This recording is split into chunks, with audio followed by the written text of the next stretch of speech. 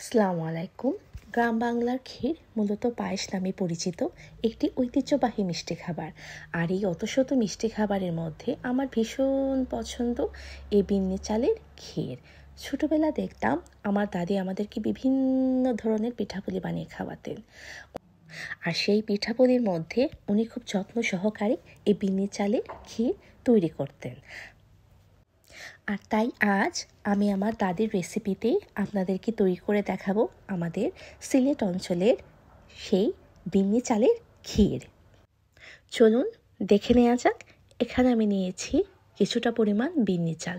এটাকে আমাদের সিলেট অঞ্চলে বিনুন চালও বলা হয়ে থাকে। তো আমি এখানে নিয়ে নিচ্ছি 3 কাপ পরিমাণ বিন্নি চাল বা বিনুন চাল।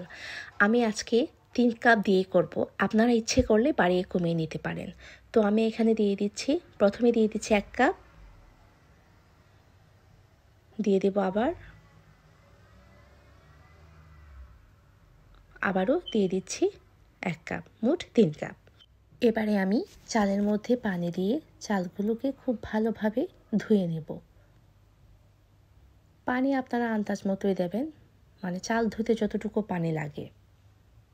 আমি এখানে 3 কাপ নিয়ে নিচ্ছি।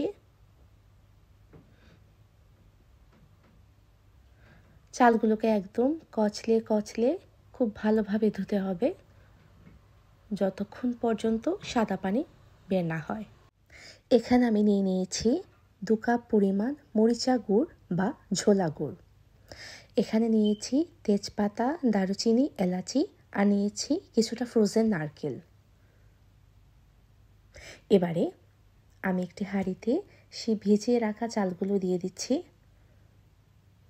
দিয়ে দেব কিছুটা পরিমাণ পানিটা আপনারা আন্দাজ মতোই দিয়ে দেবেন। আমি এখানে 3 কাপ চালের জন্য মোট 8 কাপ পানি নিয়েছি। এবারে দিয়ে দিচ্ছি দারুচিনি, এলাচি, তেজপাতা।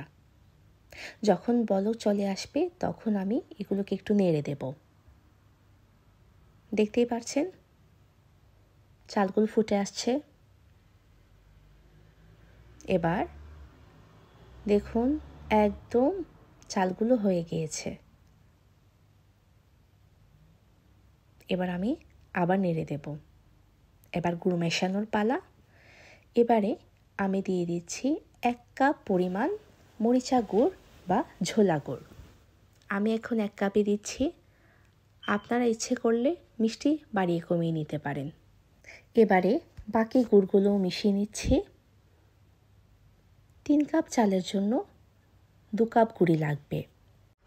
এতে করে মিষ্টির ব্যালেন্সটা একদম ঠিকঠাক থাকবে। আমার গুড় মেশানো শেষ। এবারে আমি একটি চামচ দিয়ে ক্ষীরগুলোকে নেড়ে দেব। ভালোভাবে নাড়তে হবে।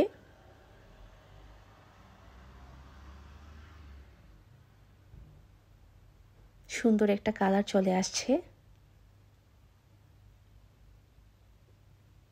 একদম চকচক দেখা যাচ্ছে। এবারে আমি দিয়ে দেব 1 কাপ পরিমাণ নারকেলও আপনারা বাড়িয়ে কমিয়ে নিতে পারেন, আর নারকেল যারা পছন্দ করেন না তারা স্কিপ করতে পারেন। মেশাতে মেশাতে দাদির সেই নাড়ানোর কথা মনে পড়ে গেল। আমার মেশানো শেষ এবং আমার ক্ষীরও একদম রেডি। দেখুন সেই দাদির হাতের ক্ষীর।